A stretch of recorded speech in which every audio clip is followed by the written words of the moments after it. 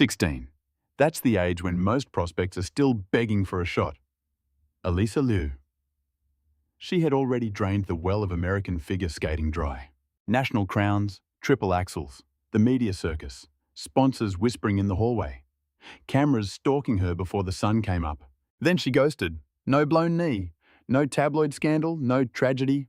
She just quit. At the time, nobody called it brave. They called it a waste. $1 million loss considering the fortune her father reportedly poured into her career. Private ice in Oakland. Cross-country red-eyes. Costumes costing more than a used sedan. Coaches, shrinks, choreographers. Years of burning cash. When that kind of capital is riding on your shoulders, walking away doesn't feel like rebellion. It feels like defaulting on a massive loan. April 2022. She dropped the retirement post. Quiet. Understated. No manifesto. Just a note. She was fresh off a 7th place finish in Beijing and a bronze at Worlds. For anyone else, that's a launch pad. For her, it was the exit ramp from a life that had already taken too much. Later, she dropped the truth bomb. Skating felt like her dad's business, not hers. That realization hits harder than any medal.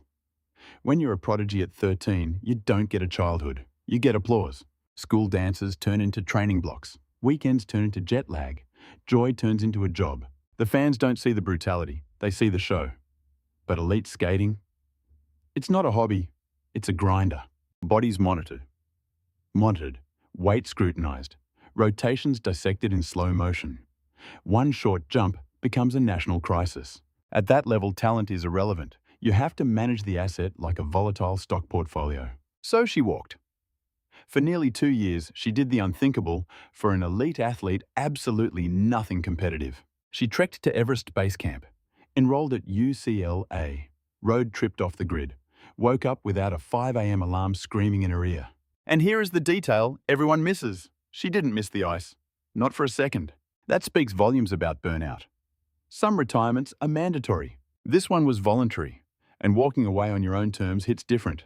No injury to blame, no villain, just relief. Then a spark. Early 2024, a ski trip.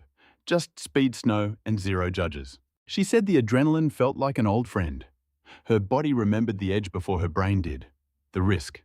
The control. She stepped back onto the rink, not to plot a comeback, just to see if the feeling was still there. That distinction is everything. Comebacks built on fear crumble. Comebacks built on curiosity, they change the game. The first sessions were ugly. The rust was thick. The timing was garbage. But the vibe had shifted. She picked the tracks. She set the schedule. She rested when she wanted. The machine was gone. She was driving. When she officially returned in late 2024, it raised eyebrows. When she took the world title in 2025, it dropped jaws. Then came Milan. February 19th, 2026. Free skate, sitting in third. Not the favorite, not the cover story. She went out and skated clean. 7 triples, a razor-sharp triple Lutz triple toe. The judges leaned in. The cameras zoomed.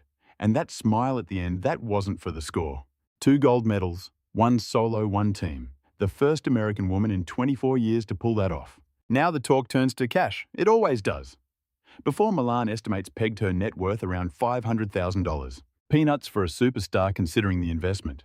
But Olympic gold rewrites the math fast. The US Olympic Committee cuts a check for $37,500 per gold. She earned that twice. Deals with Nike, Samsung, and Gillette Venus were already signed. Those contracts just got a lot more expensive. But the bottom line isn't her current net worth. It's the price of admission. Forget the headlines. Alysa Liu's financial arc isn't a lottery win. It's about a talent that almost broke, walked away, and only cashed in when she owned the process. The money followed the freedom. After Milan, the numbers started flying before the torch even went out. Estimated net worth still around $500,000. To the public, that sounds absurd. 2 golds, global fame icon status. It doesn't match the Olympic myth we're sold. Reality check figure skating isn't the NBA. The ice doesn't make you rich. The machine around the ice does. And that's where the story gets sharp. Her father dropping a cool $1 million over a decade. They usually frame that as sacrifice. After the medals, they call it an investment. Like it was always a sure bet. That version is nice and tidy. Forget the highlight reels. You have to look at the years where nothing was promised, no hardware, no future, Just costs piling up without a receipt. By the time the 2026 games rolled around, Alysa already had ink on the page. Heavy hitters like Nike Samsung and Gillette Venus were already in her corner betting on what she could be. She was a marketable phenom, sure, but she wasn't wearing Olympic gold yet. And while corporations pay for hype, they cut entirely different checks for legends. That is exactly why the night of February 19th, 2026 goes way deeper than a photo op. She hit the ice for the free skate sitting in third. Not the front runner, not the safe money, that underdog status. That's leverage. She threw down a flawless program, 7 triples, a razor-sharp Lutz triple-toe combo skating with zero desperation. It was pure dominance. Her score didn't just climb, it vaulted her to the summit. Then came the team gold. 2 medals, 2 iconic moments ready for the commercial loop, plus the immediate payout. Through the Operation Gold incentive, a first-place finish nets you $37,500. She bagged 2. That's $75,000 cash. But that's pocket change. The real wealth is being unlocked, quietly buried in the fine print. Endorsements run on triggers. Make the podium, win it all. Boom. Bonuses activate, renegotiations open, and whole new revenue streams unlock. The contract you sign as a contender looks pathetic compared to the one you sign as a champion. Appearance fees skyrocket. The phone doesn't stop ringing. ICE shows stop offering exposure and start offering fortunes. And here is the multiplier everyone overlooks because it doesn't look like currency. She is 20 years old. A 20-year-old double gold medalist isn't just a winner. She is an investment with a massive runway. Brands aren't buying a moment. They're securing a decade. Throw in her UCLA status and she's a marketer's dream. She is also a Chinese-American icon with gravity in 2 massive global markets. That doesn't just promise money. It guarantees a bidding war. And this ecosystem doesn't sleep. Post-games, the media vice titans. Agents fight for the prime slots. A radiant, beaming champion moves product way faster than one who looks burned out by the spotlight. That genuine smile after her skate. That organic joy is worth more than any quad jump on the score sheet. But there is a darker truth here that the other scripts glazed over. For years, the funding was a burden. The debt came before the glory. That kind of pressure breaks people. It turns every routine into a desperate attempt to pay back the investment. After Milan, the script flips. Now the money is the reward, not the guillotine. That psychological safety is a massive business asset. That is the secret. Sponsors aren't just betting on metal discs. They are betting on a human being who won't crumble under the microscope. Alysa already proved she could walk away. She showed she didn't need the ice to breathe. Then she came back and dominated. That screams stability to the public and to the CEOs cutting the checks. So when reports peg her net worth at $500,000, they are looking at the past. Net worth estimates are rear-view mirrors. They don't see the road ahead. The reality. With 2 golds around her neck, she is standing at the launch pad, not the finish line. The question isn't if she gets rich. It's how fast and what she's willing to sell to get there. There is a hidden rhythm to Olympic cash. The medal is the noise. The year after is the bank. Check the history books. The financial explosion rarely happens the week of the closing ceremonies. It hits when contracts renew, when brands decide if you are a lucky break or a dynasty. That distinction is everything for Alysa. 1 gold is a spike. 2 golds, that is dominance. But leverage only transforms into empire money if you play your cards right. Some burnout say yes to everything and vanish before the next winter. Others play hard to get. They pick fewer partners, demand higher fees, and build a legacy. She is in the driver's seat. 20 years old. Double gold. A comeback story that feels gritty and real. That gives her the power to name her price. And that is how you go from comfortable to untouchable. History doesn't lie for American figure skating queens. The 24 months after a gold medal isn't just a victory lap, it is a financial gold rush. We are talking ice show contracts that shatter the $1 million ceiling depending on how long they tour and who owns the exclusive rights. For athletes who capture the public's heart, a single corporate speech can command $50,000 to $100,000 just for walking on stage. National commercials blow the competition prize money out of the water, but hold on, this isn't a guaranteed lottery ticket. The payout game is rigged. It comes down to charisma, riding the cultural wave, and having the guts to say no when everyone wants a piece of you. 2026 is a whole new ballgame. The marketing playbook has been completely rewritten since 2 decades ago. Now, your follower count fights in the same weight class as your medal count engagement isn't just vanity anymore, it is straight cash. A scandal-free champion who rules the internet can write their own ticket-stacking digital empires on top of traditional TV money in a way the old guard never could. Alysa wasn't walking into Milan empty-handed. The ink was already dry on some major partnerships. But after Milan, those contracts get ripped up and rewritten. Performance bonuses trigger, and the leverage shifts entirely to her side of the table. Before the games, you are negotiating on a promise. After the gold, you are negotiating on proof. And proof skyrockets the price tag. But look closer. There is a hidden trap most fans miss: sustainability. Some stars cash out fast and burn out, while others play the long game, letting their wealth compound like interest.